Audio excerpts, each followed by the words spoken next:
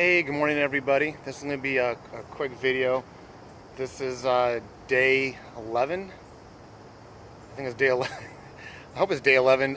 Wednesday the 22nd. So let's see. Sunday, Monday, Tuesday, Wednesday, Thursday. Sunday is 7. Monday, Tuesday, Wednesday, 7, 8, 9, 10. Date. No. Sunday is 7. Sunday, Monday, Tuesday, Wednesday. Yeah, 11. I'm sorry. It's early in the morning. I'm a little tired. Okay, so it's day 11, Wednesday the 22nd. I'm outside the hotel room here. I was at Days Inn. Nothing much to talk about. It's Days Inn. Wasn't anything historical.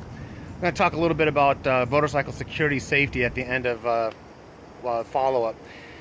Yesterday, I left Carlinville, Missouri, Illinois. Carlinville, Illinois. I'm in St. Louis, Missouri today.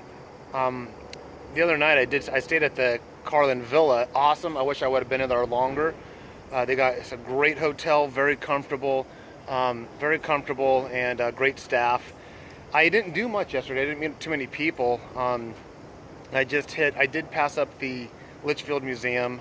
I just wanted to get here. It was the shortest drive day I had.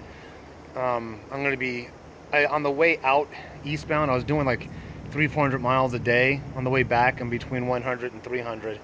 If anything, 300's max. Today's going to be another short day. But I did stop by that diner. Hey, a shout out to Jim and Jennifer.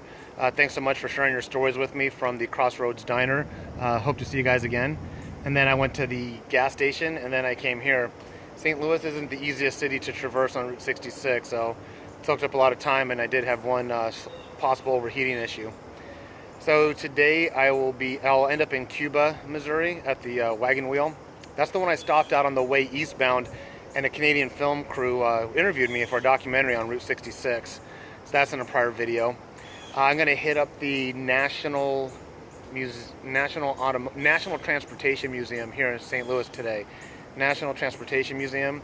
After that, I'm going to the Merrimack Caverns right up from Cuba. Then I'm done for the day. I'll see what else. Maybe something else will pop up. But I'm going to go over motorcycle traveling quasi-security. So one thing I was very particular on when it came to traveling with my motorcycle was location. Not only the specific location of the hotel, looking at the reviews and the element of the area that was located. Is it a good area, bad area? Location also determined what I was going to do the previous day or the day of in the vicinity of sites I wanted to see. But I also was picking hotels/motels that had parking right outside my room. So there's my room, there's my bike. Majority of ones have been like that. It just gives me a sense of security being close to the bike. I don't have anything special. It's a KLR, it's an older one, but it's the only thing I've got. So and it gives me a peace of mind. So one thing I did do, and I got to do it first before I touch the bike, is that I put a sensor. This is no joke. I mean, you might think I'm kidding, but I'm not. This is a motion detector, and let me show you how sensitive it is. So I have the cover on. Let me think of my layers. So first, location of the hotel, location of the room of the hotel, that my bike can be outside. The ignition or the steering stem lock. So I lock that. It comes with all the bikes. Then I put some hub locks on, or some brake locks. I'll show you those. And the cover. Now, the cover and the sensor. So if somebody comes up to the bike and they want to mess with it, they might pull. Do you hear that? I just pulled on the. If I do it again, it's going to go off forever. And I gotta. Well, let me do it again. But the cover. If somebody wants to get to that bike, they gotta touch that. They gotta touch that bungee cord first, and it made that chirping sound. And I'm right there. I'll hear it. So let me go to the front bungee.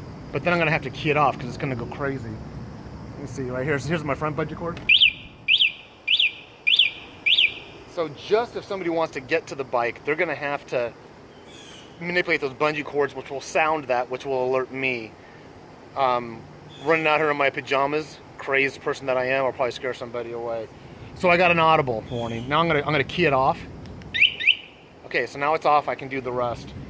So take the bungee cords off.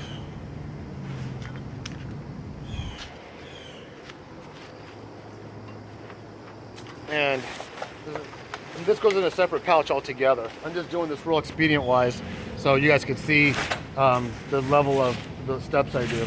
Of course, all my bags, everything's off the bike. Everything possible, including everything I take out of the trunk. So my little trunk, this trunk does not detach.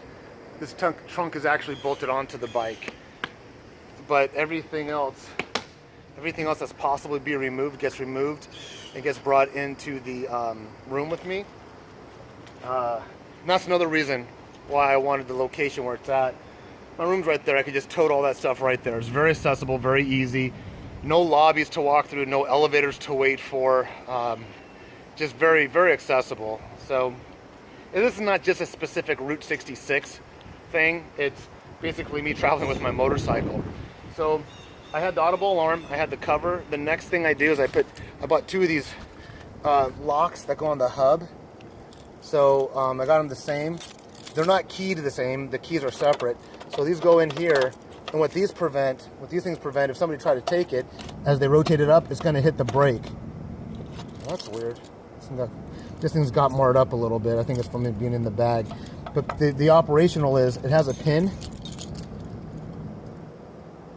It has a pin that goes in like that, and the pin goes through the brake here, and then the metal itself would prevent it from moving forward, rolling forward, hitting that.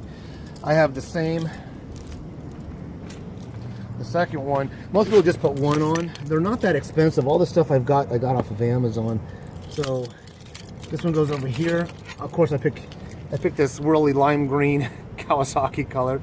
So I had one on each brake, and like I said, it's just a big hunk of metal that prevents it from going forward. Last level of security, which is the first one I employ, is the steering lock. So right now the steering is not mobile or movable. So right here you have, every motorcycle should have it, but there it is right there. So let me get my key out, turn it, and now it's steerable. So those are the different levels. Those are different levels of security that I've employed on the bike. So location of the hotel, location of the proximity of the bike to the room I'm staying in. The steering lock would be first level. Everyone has that. If you don't want to do the audible alarm or the hub locks, you can get yourself a cover.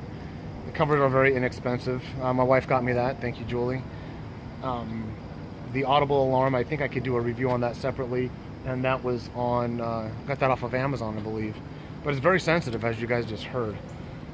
So wrapping this one up. This is a short one. Yesterday was a short day. Today's going to be kind of a short day. I hope to punch more stuff out on YouTube and Facebook. And I'm going to walk back in the room real quick, get my bags and bag all that up. But oh Jesus, dark in here. Now it even got darker. So my wife Julie is doing the Facebook site. Let me stand here. That's good lighting. And I apologize if no one said anything yet, but I have not been able to really respond to a lot of Facebook comments. I'll be honest with you, I'm not really technically inclined. YouTube is new to me, Facebook's new to me, and I can't even really access everything that my wife is doing for me on Facebook. So I do appreciate the comments, I do read them. I don't have time to reply to all of them, but I really do appreciate the support I'm getting and the interest. I think it's really cool that people are following and are interested in my adventures. Speaking of adventures, I got to get on one right now. Got to get ready. So life is an adventure. So make your journey a good one, and we hope to have some cool ones today. All right, take care, everybody.